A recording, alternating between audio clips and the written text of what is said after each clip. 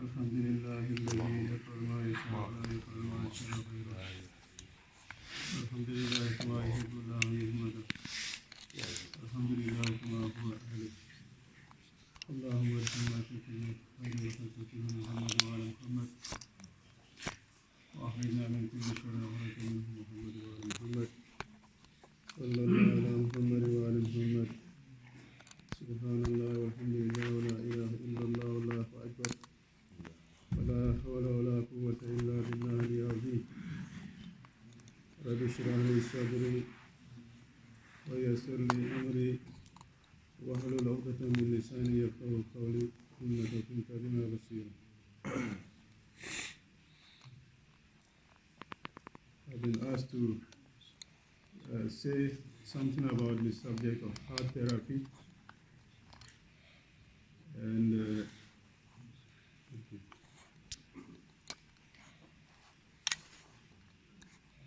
link it to our Saeed of Imam Hussein alayhi salam.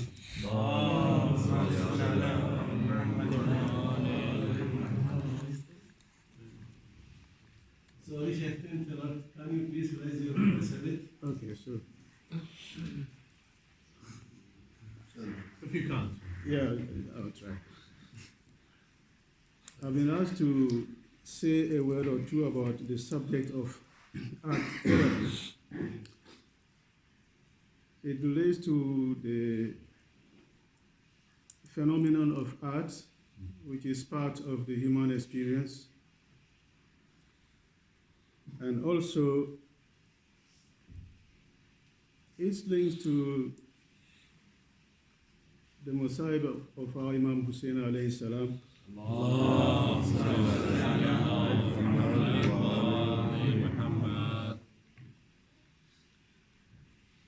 Art is one of the means of expression of the human being.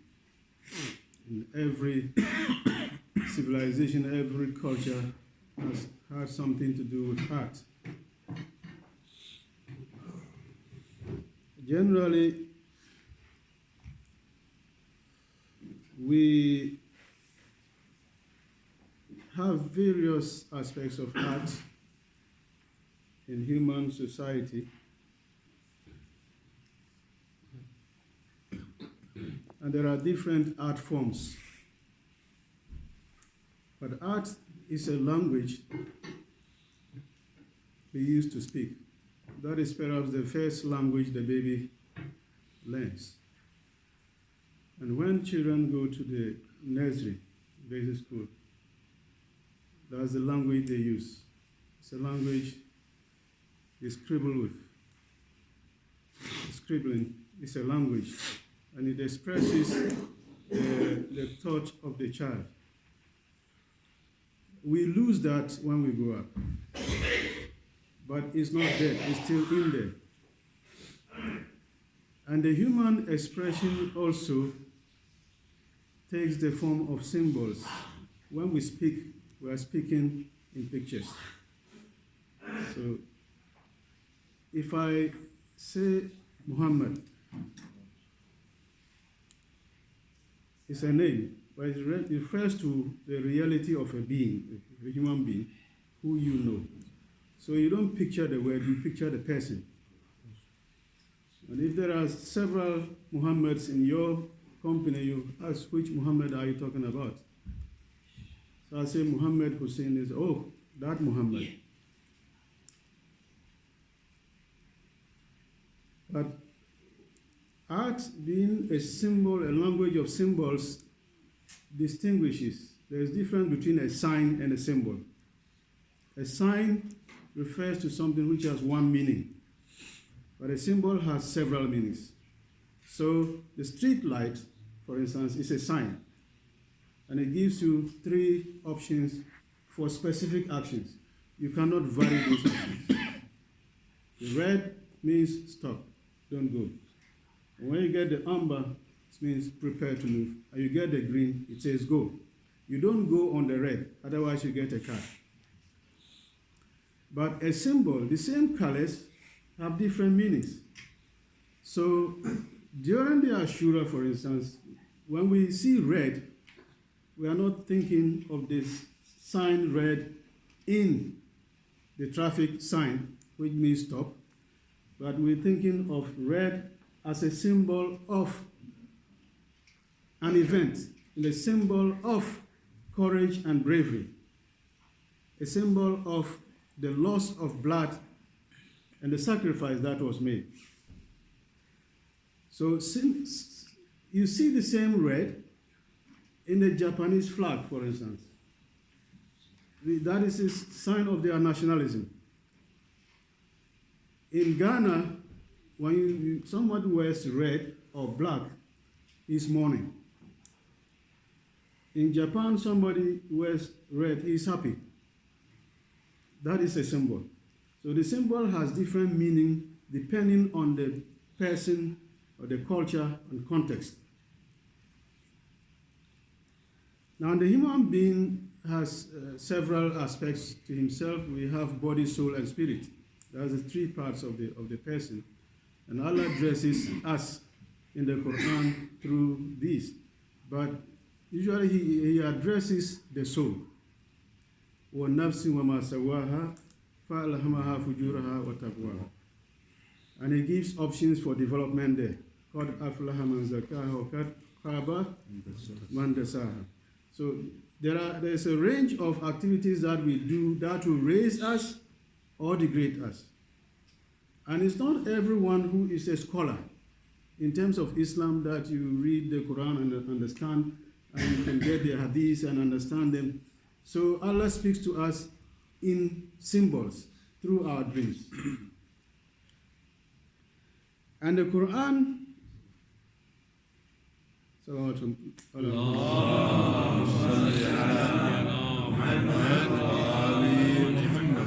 says that He has not left anything out of this book. The Quran contains everything, except that we don't study them or we don't reflect. So we gloss over them or we pass over them without seeing. Normally, on a daily basis, we wear masks. Everyone wears a mask. The mask is something that was used by dramatists or actors to go on stage and play. Okay, in some cultures they still use them. In Japan, for instance, they have a culture of acting on stage and people wear masks. You are a good person or an evil person or a king, whatever. But as we sit here, we are wearing masks. Okay? In this context here, in this mosque, we are wearing the mask of Ibadallah, servants of Allah, and we come here to worship. And everybody wears the same mask, okay, as a servant of Allah. He wears the mask of Imam. Right. But at the same time, we have other masks in our pockets. You are a grandfather, you are a father, you are a brother, you are an engineer, you are a professor, whatever it is, you have other masks as well, a father. And when you go out, according to the location and context, you put on the appropriate mask. So you enter the home and welcome daddy. So you have to remember that there you are not Imam. You are a dad. And you play the role of the dad in that context. When you confuse your roles, then you have a problem. Confusing your role means that you have moved from the mosque to the house and you expect people to call you Imam when you are just a father or a husband. That situation creates a mental state which, for lack of better terms, we call madness, schizophrenia, or other terminologies that are used to describe the levels of confusion that you are in. So this mask that we wear, it comes from a Greek word, persona. The word persona is a Greek word which refers to the mask. And the collection of masks that you have makes up your personality. So you have to remember your different roles, and how you act them out and how you relate to them makes your personality. But we don't act the same way because we are individuals. And the individuals or individuality is broken into basically, according to psychotherapy, the theories of Carl Jung in particular, that we have extroverts and introverts. The extrovert is someone who relates to reality outwardly. He is outgoing. And that is how he makes sense of himself. That's how he keeps his sanity. By being outward. He speaks out. When something happens, he says it. He doesn't keep it inside. But the other type of person is the introvert, who you say something to and he doesn't respond. He keeps it in and he's thinking, he's reflecting, why did he say that? I mean, that must be very rude. You know, the extrovert will tell you directly, or he'll do something to let you know that what you've said is not good. Introvert keeps it in. But the two types also have 4 characteristics. According to the senses that we normally have, we have extrovert, thinking type of personality. We have extrovert, sensational type of personality. We have extrovert, emotional type of personality. And so there are 4 of those. And the same way, the introvert also have 4. And that is how you get differences. Even though someone is an extrovert, this one is introvert, but they are not all the same. They have varieties. And at each point in time, you use combinations of these to react to every situation you meet. Now, Allah speaks to us in dreams. The Quran says that it is not for the human being that Allah should speak to him, except from behind a veil, or he sends a messenger, and so on, to reveal his purpose. But the dream is the means by which Allah speaks to us. The Prophet spoke of 3 types of dreams. The Imam also talked of the 3 types of dreams. There is a good dream that comes from Allah. It gives you bushara, it gives you good news, it makes you happy. There is a dream that makes you sad or frightens you. That is a shaitanic dream. And there's a dream that comes from your personal interaction with life. From the time you wake up to the time you go to bed, all the things that you do, good, bad, confused, the way you react to reality or phenomena is played back to you as an assessment. And this is turned into pictures which are also symbolic. You are supposed to reflect on that. You're supposed to make sense of the dream images and then change accordingly. Now, if you are in a bad state of behavior, or you react to life in a situation, in a state like a brute, like Yazid la'natullah alayh, you may see a dream and you are being chased by a wild beast, or you actually see yourself as a beast, a dog, or some other creature like that. It's not a witch. And we interpret these dreams normally with our cultural upbringing and context.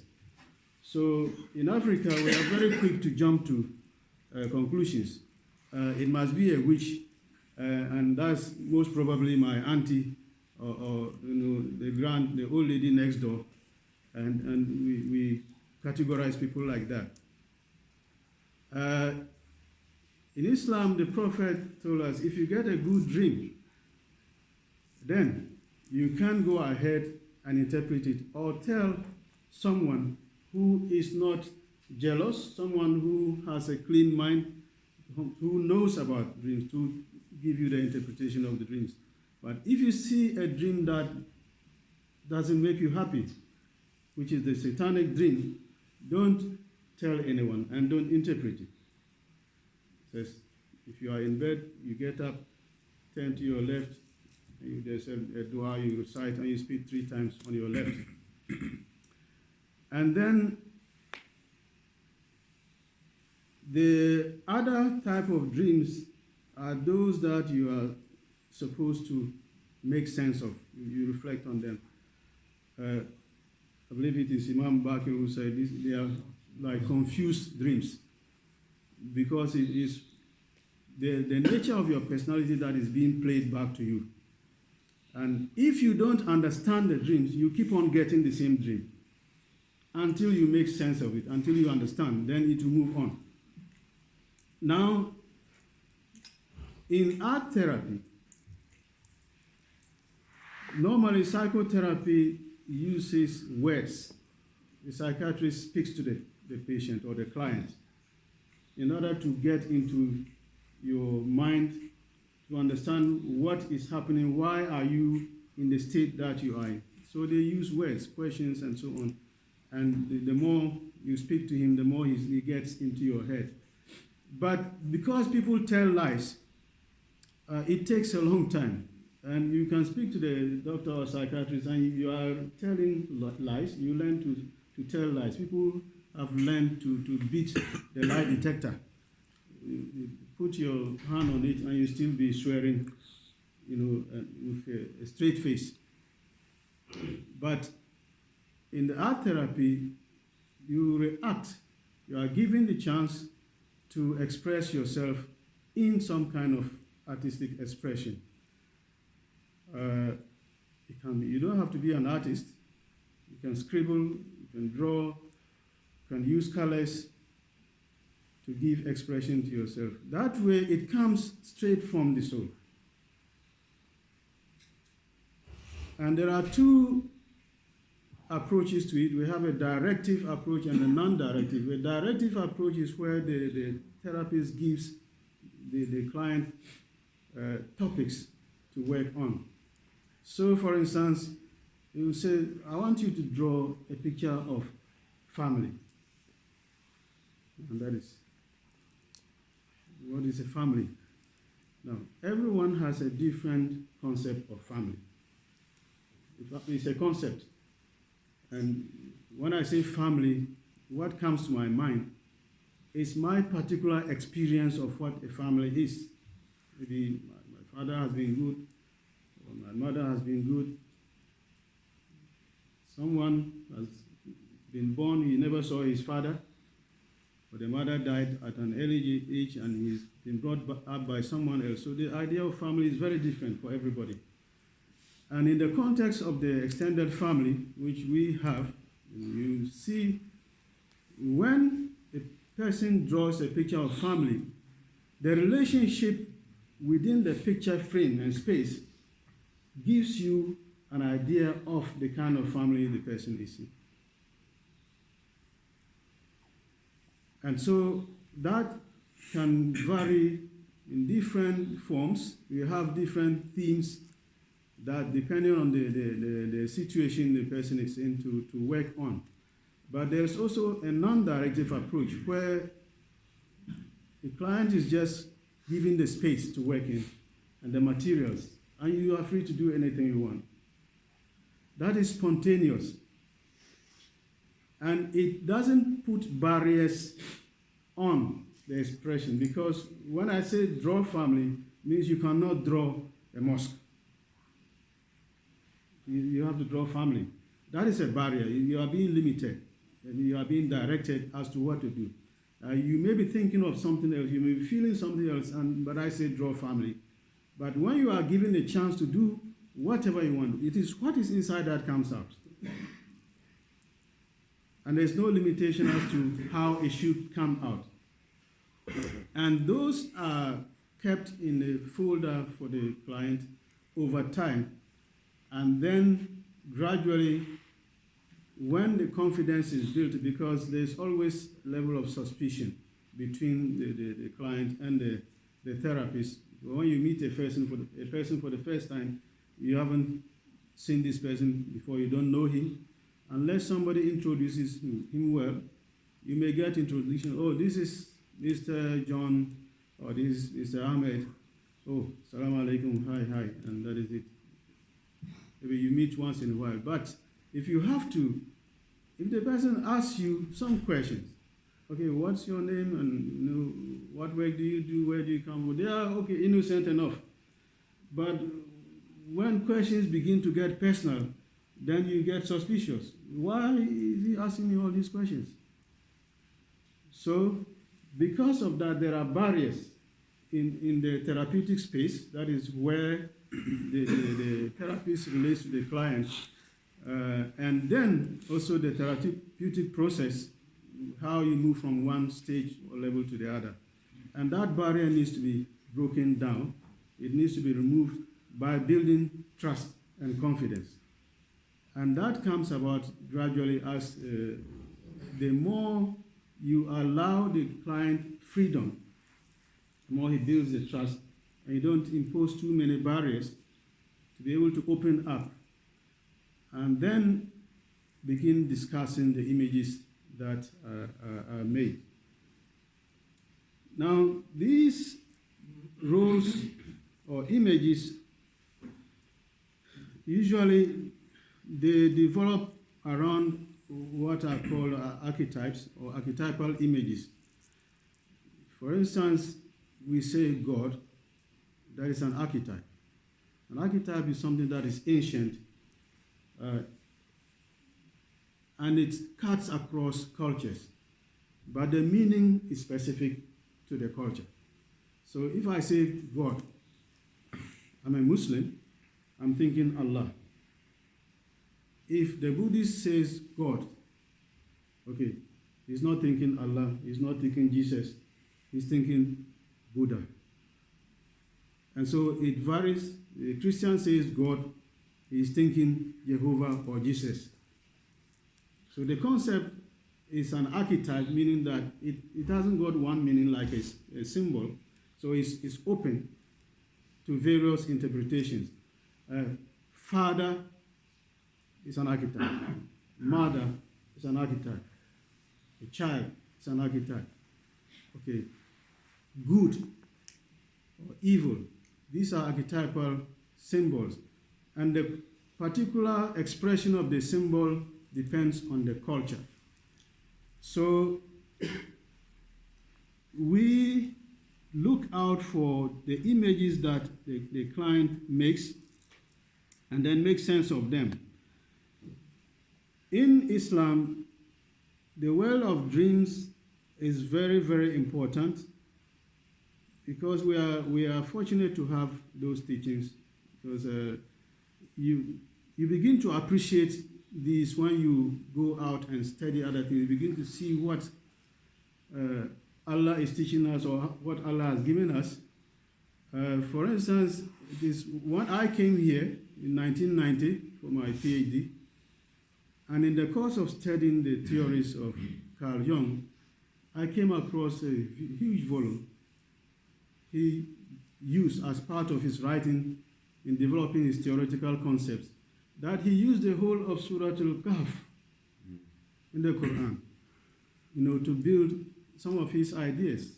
And how many Muslims know that? I never knew that before I came here, and I saw that. And there are lots of other things like that which we have, but we ignore. Particularly for those of us who came from a Sunni background to begin with, it was totally haram to even draw a picture of a living being. You go to hell. That is what the hadith says. And so we keep away. But this is one way in which Allah has open to us to give expression to our emotions and to make sense of reality. Shiism has that advantage in the sense that in the Ashura and other, of our religious activities, we use a lot of artistic expression in Shiism, and that is cathartic. It is, it has a healing property. It allows you to express all the pent-up emotions and anger and frustration that you have in a creative way, so you don't get violent. Right? Because the more you keep this in, the more you get, frustrated, and you have to take it out somehow. And therefore, no wonder that we don't have Shia, terrorists.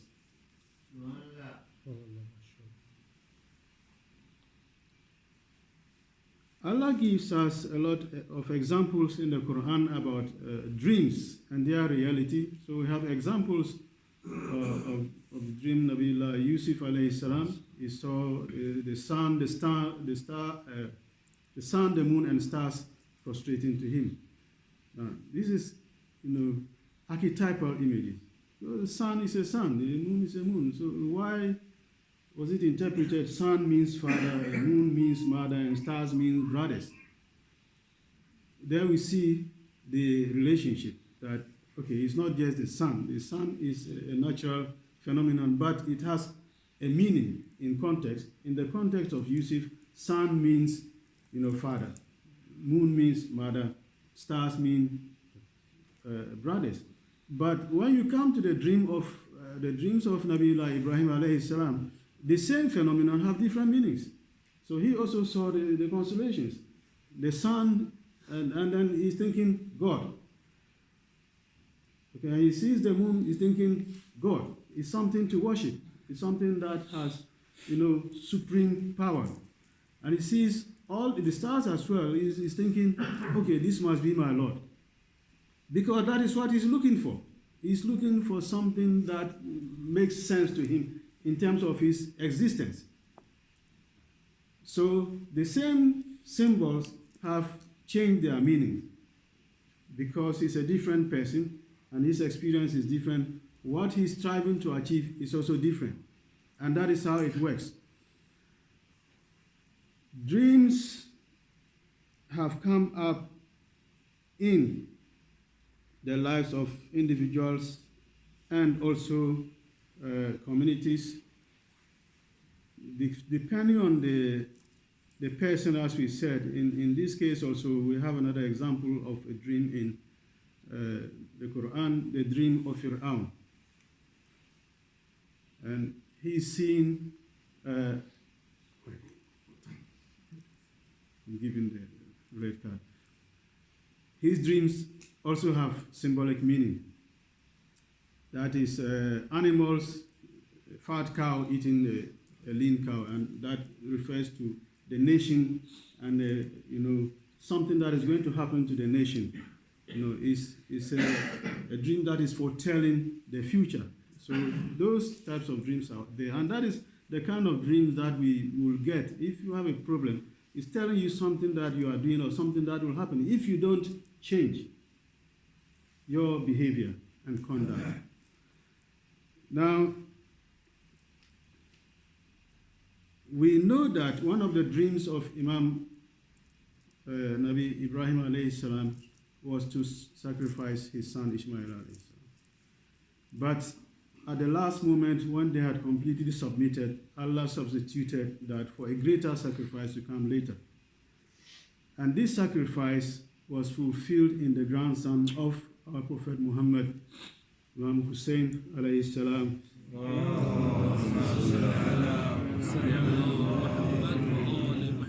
for which Allah sent his angel Jibril to pre-inform the Prophet from the birth of Imam alayhi salam till after the Prophet died.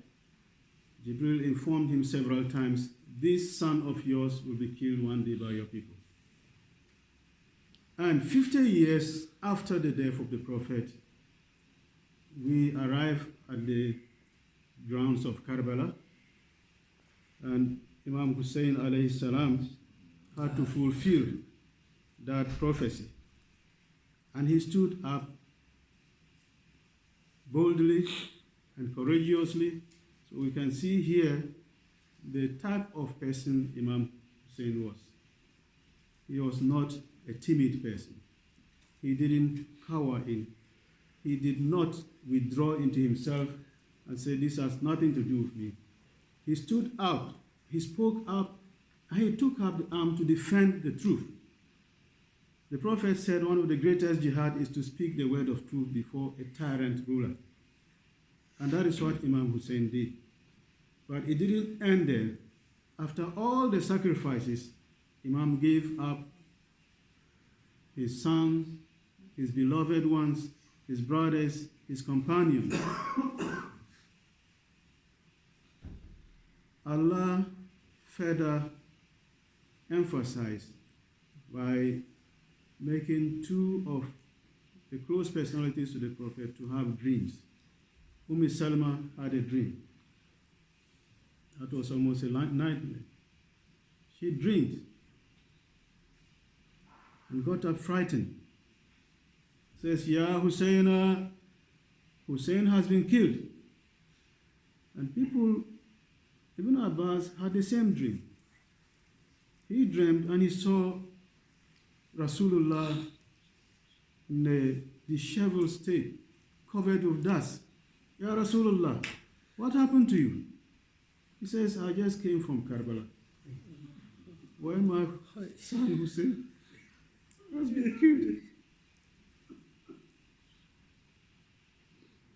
And I've been collecting the blood of the martyrs the whole day. Salma had the same dream. He saw Rasulullah. She said, Rasulullah, what happened to you? He says, I just came from Karbala, where my son Hussein has been killed. That is why you see me in this state where I am, in which I am. Salma started crying.